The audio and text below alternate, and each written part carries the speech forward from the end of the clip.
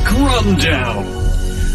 Yes, Tech Rundown time. I'm delighted to say Davis Fang, our tech presenter, joins us live from Sydney in Australia. Gosh, we get around. Good, whatever time of the day it is. Good evening. Yes, evening, Davis. Evening. Oh, is it? Yes. I can't keep up. I've got Caroline in the United States. I've got you in Australia. How are you?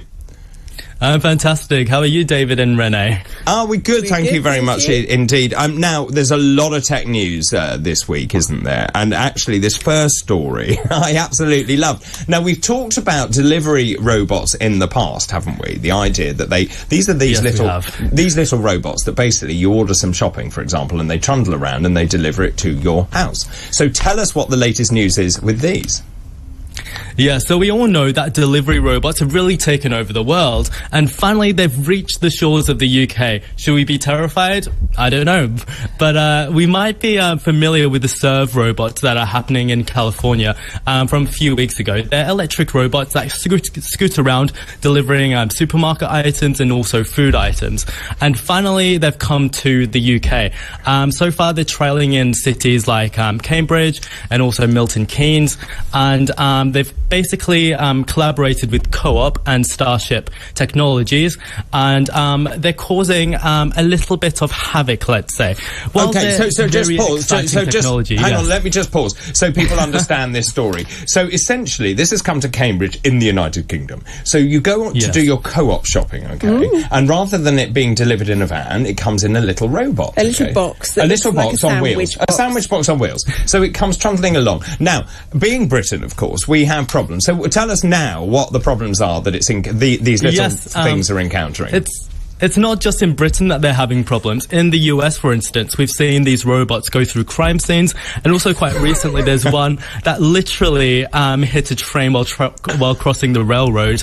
And unfortunately, the ones in the UK aren't even as intelligent as the ones in the US. Yes, I mean, it's the same robot, but unfortunately, it doesn't quite integrate with the infrastructure as well as it does in the US. In the US, it can talk to the traffic crossings and the traffic lights. In the UK, they can't. So we get this weird little situation where we are literally finding these robots, maybe 5 or 6 of them at a time, lining up at pedestrian crossings, literally asking the locals, the passers-by, to press the button for them. Quite fantastically, they can't cross the road. They can't. They can't reach the button. They say it very politely, though. So while locals are quite puzzled, it's quite a funny occurrence, and I think they're actually quite liking it. So I was reading here that basically, so you've got 5 or 6 of them, they form a line by the traffic light. They can't actually reach the button to press the traffic light. And then when it does, because they can sense whether it goes green or not, right? So when it goes green, they then start crossing the road. Then the light goes red. They reverse and go back. I mean, it's priceless. If you don't press the button, you only get half the time that you can to cross the road. And unfortunately, they're programmed to literally go back where they came from when the light turns red. So apparently, there was one lady who was standing by the traffic light, and one of the robots said to the lady, "Please, could you press the button?" It's brilliant. It's brilliant, isn't it? It's very funny. It's very new technology, obviously, but hopefully in a few years it'll really come into its own. I mean, it's extraordinary. So these £80 robots have cameras, 3D navigation technology. They can detect when pedestrian crossings go green, go red, or stop. And actually, so as you rightly say, in some locations around the world, they can talk to the traffic light, so they don't press the button. They just tell the traffic light they're coming, which is amazing. But there was just a brilliant line that someone used about the fact that it's in England and that all of these robots are queuing at the traffic light, and their response was, well, you'd expect that because it's England. We do like to queue. Yes, precisely. When I was over quite recently, I did notice that queuing is quite a culture. It really is. Oh, we love a queue, and we often join one when we don't know why we're queuing. I know. When we're using the roads here and the bus lanes actually are hour operated, you see people queuing when actually they could go in the empty bus lane. Yeah. Because we're never quite sure. We're never quite sure, and then it might be rude. Yes. So this poor little one that was crossing the railroad, though, that's very sad, isn't it? So he trundled across a railroad and got smacked broadsided by a massive train. It's probably sadder for the people on the train who might have been derailed. Well, possibly. One would think about the groceries as well. So was this a one-off? Yes, this was a one-off. They do have difficulty in crossing roads and railroads, as we know, but obviously the AI is getting better every day. So fingers crossed it won't happen again. Very good. Okay, so the iPhone. Now, this is the new iPhone 14, iPhone 14 Pro, and the new Apple Watch models have got a problem, haven't they, if you go skiing?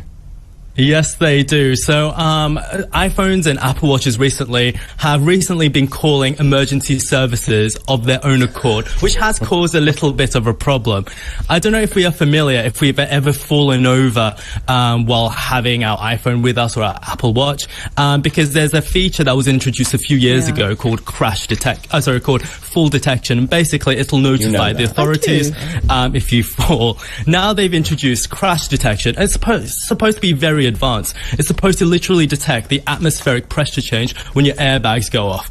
But it turns out it isn't quite that good, because they've noticed in the US, in Summit County, that when you ski, even down a hill at quite a moderate pace, it will alert the crash detection and call 911, which you can assume is quite distressing for both the person on the phone and also across the line.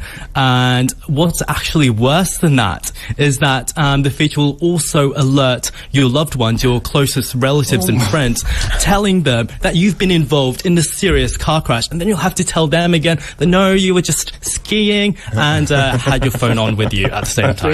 No, and the brilliant thing is it's not just skiing. Apparently in Utah, I was just reading here, they have had so many calls. They've had 5 calls to the emergency services every single day from Apple Watches, telling them that they need to hurry up. And here's the other problem, that apparently people have been going on roller coasters, and then it's been calling the emergency services from the roller coaster. Yes, it's quite hilarious. Do we think it's a good feature or not? I'm sure it saved at least one life somewhere. Well, maybe. Okay, let's move on now to a story I really didn't understand, but maybe you can sort of unwrap this for me. Spotify Wrapped. I don't know what that is for a start, and Apple releasing something to rival it. Yeah, so over the past few years, December has been the worst month in the world for Apple Music users, because Spotify Unwrapped is released every year. Basically, it's a summary of all the music and musical artists that you've listened to over the past year. And the popular thing has become to share it on your social media, to tell the world how terrible your music taste is.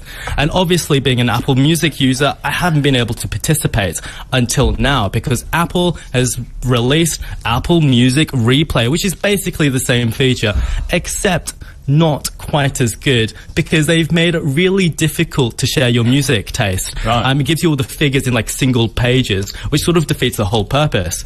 Is this Apple trying to save us the embarrassment of, revealing our entire musical tastes? I don't know.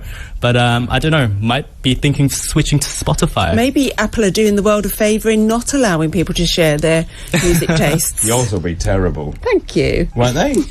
I don't know, actually. I don't think so. No, you obviously don't think so. I don't think Davis would like our taste. No. I don't know, mine's full of McFly and Busted, so nothing's more embarrassing than that, I'm sure. That really is embarrassing, Davis. Thank you so much. Now, we were going to do your gadgets for Christmas. Let's do that next.